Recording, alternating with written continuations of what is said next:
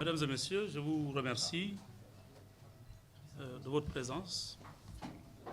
J'ai décidé de tenir ce point de presse pour vous entretenir de l'état des procédures relatives à certains crimes que nous avons connus ces derniers jours. Entre autres, j'en citerai peut-être les deux plus récents. Comme vous le savez, il y a quelques jours,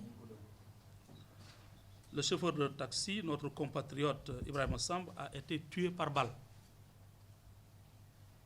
Hier, Madame Fatoumata Mactar Ndiaye, vice-présidente du Conseil économique et social, a été lâchement assassinée à son domicile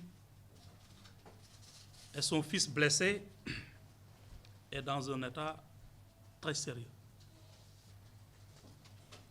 Comme à l'accoutumée, aussitôt que l'information leur a été portée, les autorités ont donné les instructions et mis en branle le dispositif nécessaire. C'est ainsi que relativement au cas du chauffeur de taxi, notre compatriote Ibrahima Samb, son interpellation prompte par les gendarmes de la brigade de la Foire a permis de cerner dans les meilleurs délais tous les contours de la tragédie. Il a été présenté par la suite au parquet. Nous l'avons conduit devant le juge d'instruction qui l'a inculpé du chef d'assassinat avant de le placer sous mandat de dépôt. S'agissant de l'affaire de Mme Fatou Mactar Ndiaye, les faits ont eu lieu hier aux environs de 8 heures du matin. Dès qu'elle a été informée, Madame le délégué du procureur de la République à Pékin, ici présente, s'est présentée sur les lieux du crime en compagnie des enquêteurs, notamment le commissaire de Pékin, le commissaire central, le chef de la SU. L'enquête a connu des avancées très rapides. Les témoins ont été entendus, des constatations et prélèvements ont été effectués. L'arme du crime a été saisie. La personne soupçonnée, en l'occurrence le chauffeur de la victime, a été entendue. Elle a reconnu les faits et a indiqué le mobile de son crime. Il sera déféré et présenté au juge d'instruction pour assassinat. Dans ces cas comme dans d'autres, le ministère public s'emploiera à faire appliquer la loi dans toute sa rigueur.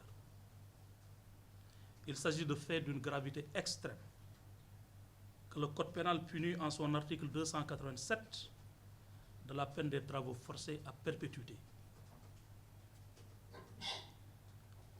Avant de clore, je tiens à vous réaffirmer la ferme détermination des autorités à ne ménager aucun effort pour réprimer ces comportements ignobles et à perpétuer l'image de notre pays connu et reconnu comme une terre où règne la sécurité. La sécurité règne au Sénégal. Aux proches des victimes, je présente mes condoléances et prie pour le repos de l'âme de leurs parents.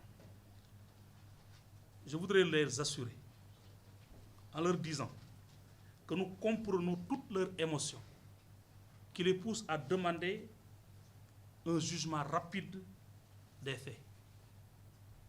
Nous leur demandons aussi de comprendre que le jugement de tels comportements criminels passe nécessairement par l'instruction que la loi rend obligatoire en la matière.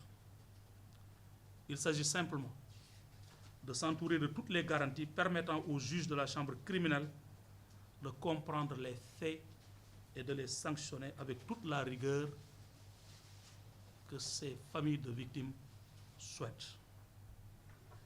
Je ne saurais terminer mon propos sans féliciter Madame le délégué du procureur, chez le commissaire central, chez le commissaire de la police de Pékin, chez le commissaire chef de la SU. De façon générale, l'ensemble des éléments de la gendarmerie comme de la police,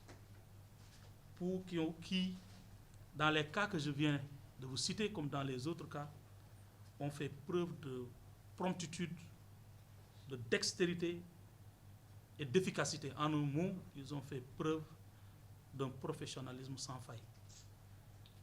Donc nous leur devons des remerciements et votre comportement rassure et continue de rassurer les Sénégalais comme les étrangers de ce que le Sénégal est une terre de sécurité, même si de temps en temps, comme dans tous les pays du monde, quelques scènes de violence viennent un tout petit peu ternir l'image. Je vous remercie.